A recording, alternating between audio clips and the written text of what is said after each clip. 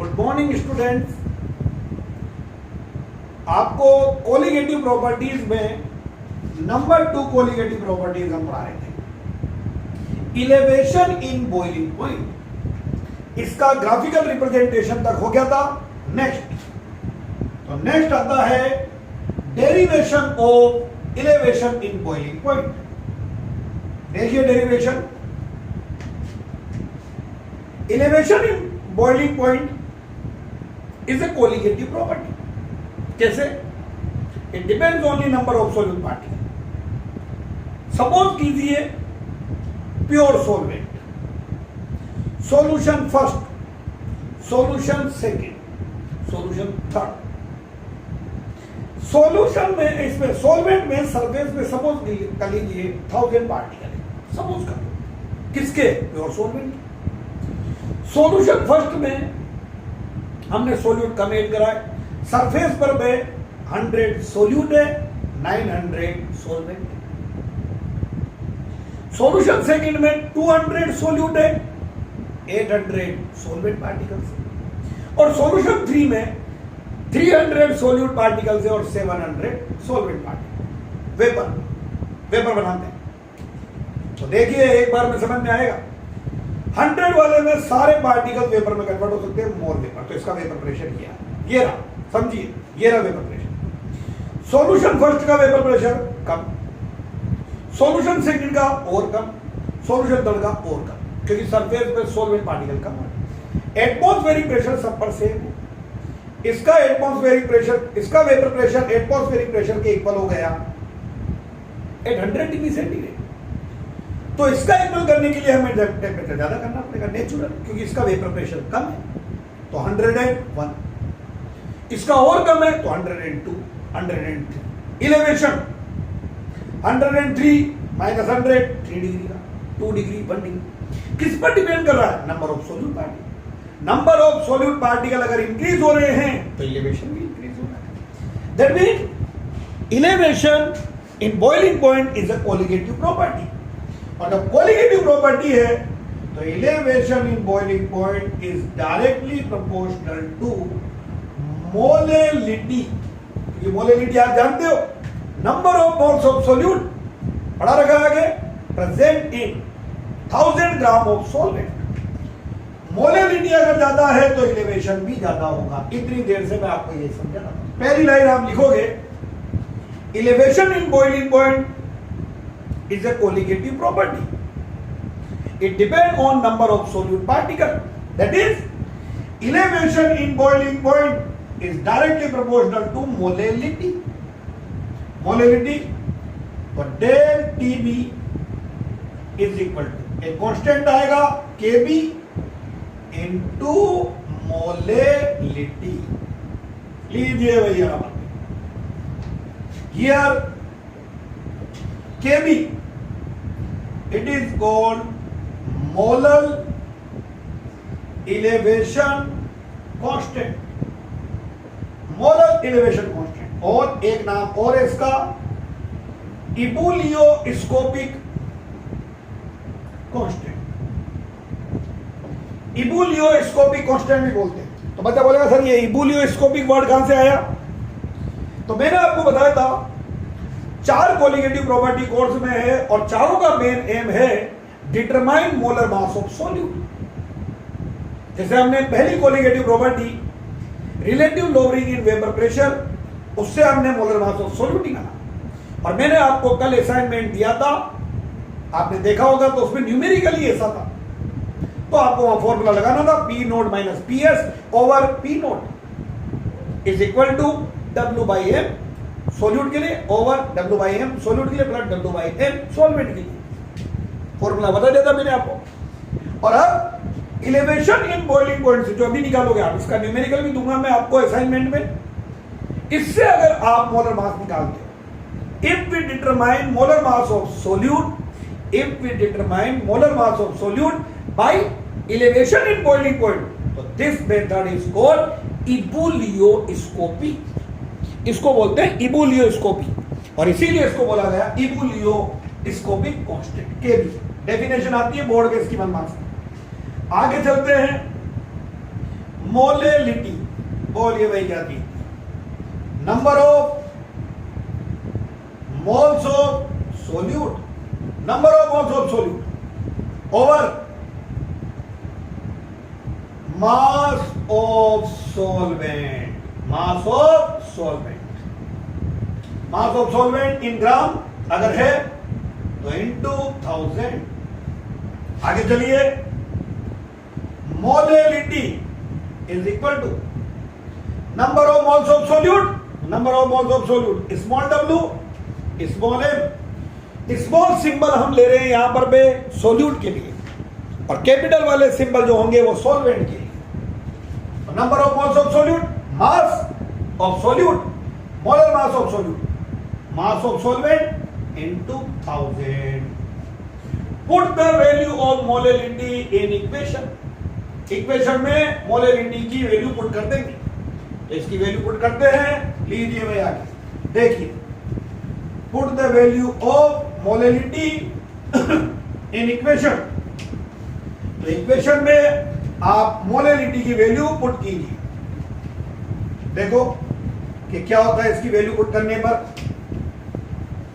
ये इसकी value put कर दिया, तो ये आया del TB is equal to K B small w small m capital W into 1000।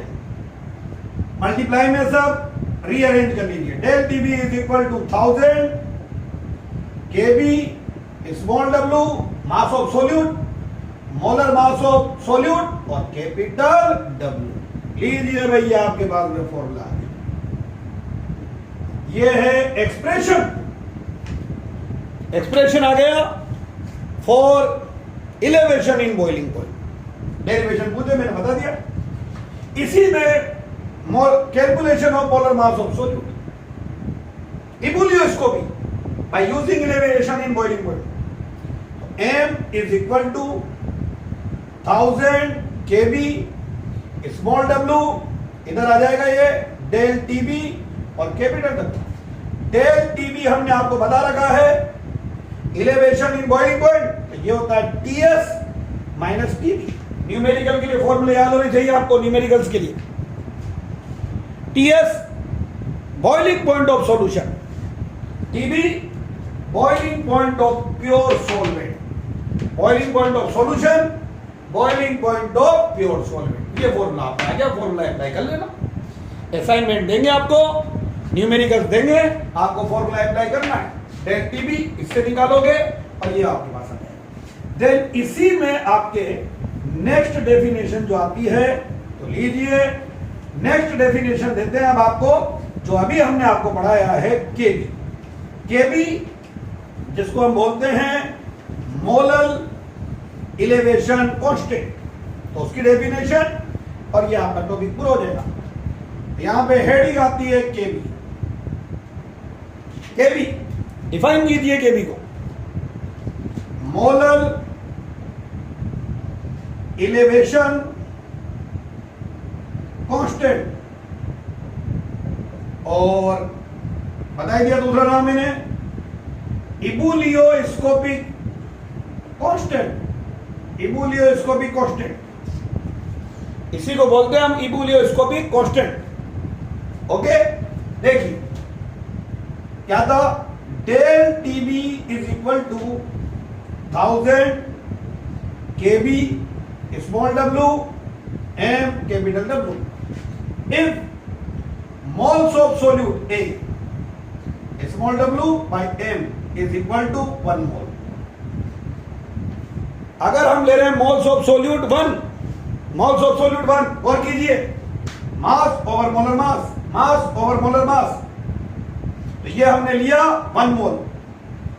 Mass of solvent 1000 gram, value put कीजिए, मोल्स मास ओवर मोलर मास 1 मोल, और ये 1000 ग्राम। मैंने आपको देना, ये तो हो जाएगा 1 मोल, और ये हो गया 1000, 1000 से 1000 cancel. Del TB is equal to K. Definition 1 minute में बना दोगे। Follow by definition. When 1 mole of solute, non-volatile solute, when 1 mole of solute dissolve in 1000 gram of solvent, when 1 mole of solute dissolve in 1000 gram of solvent, तो जैसे solute add करोगे it will become solution और उसका boiling point increase होगा. Then elevation in boiling point is called molar elevation constant of that solvent. वो उसी solvent का molar elevation constant हो जाएगा. बोलिए दोबारा. When 1 mole of solute dissolve in 1000 gram of solvent, when 1 mole of solute dissolve in 1000 gram of solvent, then elevation in boiling point is called molar elevation constant for that solvent. तो ये जो solvent है उस solvent के लिए आपके पास molar elevation constant आ जाएगा. इसकी डेफिनेशन बोर्ड में आई हुई है. फाइनली बोल रहा हूं. When 1 mole of solute dissolve in 1000 gram of solvent, then elevation in boiling point is called molar elevation constant. और ये आपकी 7 कोलिगेटिव प्रॉपर्टीज भी कंप्लीट. इसके न्यूमेरिकल्स मैं असाइनमेंट में दूंगा आपको, आ जाएगा आपके ग्रुप में, आप देख लेना. नेक्स्ट थर्ड कोलिगेटिव प्रॉपर्टी आती है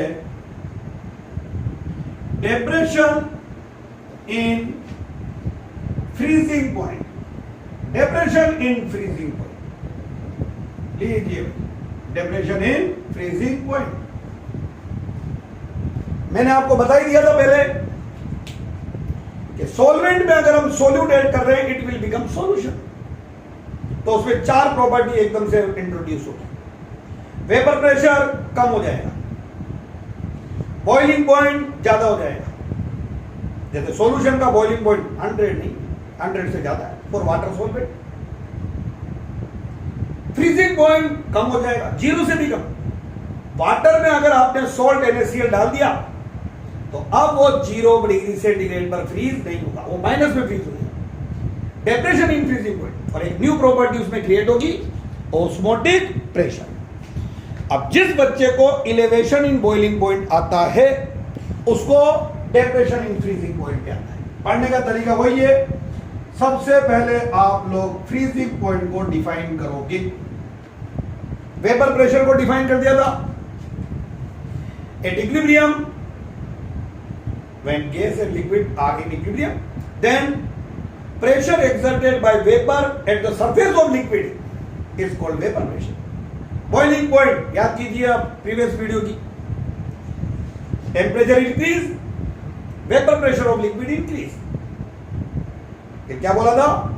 temperature at which vapour pressure of liquid will become equal to atmospheric pressure is called boiling point of that liquid. Temperature at which vapour pressure of liquid will become equal to atmospheric pressure. Heat कर देते. और अब आ जाओ देखो freezing point क्या हुआ. कोई भी लिक्विड है, एनी लिक्विड, आपको उसकी एक तो लिक्विड स्टेट लेनी है. वाटर की लिक्विड स्टेट और उसी की solid state that been ice. इतना सबको पता है कि लिक्विड स्टेट का वेपर प्रेशर क्या होगा? ज्यादा. क्यों? क्योंकि ज्यादा मॉलिक्यूल वेपर में कन्वर्ट हो रही है. सॉलिड में molecule are tightly held together, तो उसका वेपर प्रेशर कम होगा. तो अब आपने लिक्विड लिया और अब आप टेम्परेचर इंक्रीज नहीं करोगे, बल्कि temperature decrease. Temperature at which vapour pressure of liquid will become equal to vapour pressure of its solid phase. उसकी सॉलिड फेज के इक्वल हो जाए is called freezing point of that liquid. दोबारा सुनिए, एक बार में समझ में आता बेटा. बॉइलिंग पॉइंट में आपको हीट करना था तो लिक्विड का वेपर प्रेशर आपको इक्वल करना था एटमॉस्फेरिक प्रेशर के. और अब टेम्परेचर डाउन कम करोगे और लिक्विड का वेपर प्रेशर इक्वल करोगे उसकी सॉलिड स्टेट के वेपर प्रेशर के इक्वल. और जिस टेम्परेचर पे हो जाएगा, temperature at which vapour pressure of liquid will become equal to vapour pressure of solid state, vapour pressure of solid state of liquid. उसकी सॉलिड फेज के equal हो जाए is called freezing point of liquid. That mean freezing point temperature एक ऐसा है जहां liquid और solid phase के वेपर प्रेशर इक्विलिब्रियम में आ जाए। बच्चों को बहुत गलत याद रहता है, अब ये सही डेफिनेशन हुई।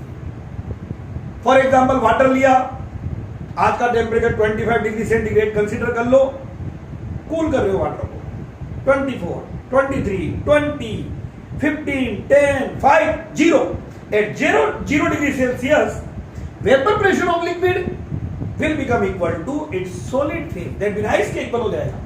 तो 0 डिग्री उसका फ्रीजिंग पॉइंट हो गया।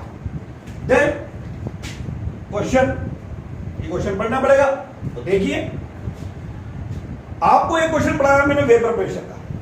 Vapour pressure of solution, vapour pressure of solution always less than vapour pressure of pure solvent, क्योंकि प्योर सॉल्वेंट में सरफेस पर केवल किसके मॉलिक्यूल हैं? सॉल्वेंट के। जबकि यहां सॉल्यूशन में सॉल्वेंट के साथ साथ सॉल्यूट, तो सॉल्यूट तो वेपर नहीं होगा, वेपराइज नहीं होगा, कम वेपर बनेगा, इसका वेपर प्रेशर कम है। फिर इसी से हमने उठाया boiling point of solution, boiling point of solution is always greater than boiling point of pure solvent. अब इनको इक्वल कर रहा था एटमॉस्फेरिक प्रेशर, ये तो इक्वल हो गया 100 पे, पर ये कम है, तो vapour pressure of solution always less than vapour pressure of pure solvent. So vapour pressure of solution will become equal to atmospheric pressure at high temperature, तो उसका बॉइलिंग पॉइंट ज्यादा हो गया। और फ्रीजिंग पॉइंट मुझे लगता है कि आपके समझ में आ गया होगा क्या कहना चाह रहा हूं। हमने ये लिया सॉलिड फेज, कौन सी फेज हुआ? ये है vapour pressure of solid phase. अब ये तो है प्योर सॉल्वेंट का, यानी प्योर सॉल्वेंट जो है उसका आइस, और ये है बेटा सॉल्यूशन का आइस। कोई सी भी स्टेट हो, चाहे लिक्विड स्टेट हो या सॉलिड स्टेट हो, सॉल्यूशन का वेपर प्रेशर तो सॉल्वेंट से कम हो गई होगा, और ये हो गई liquid state, vapour pressure of liquid state, liquid phase.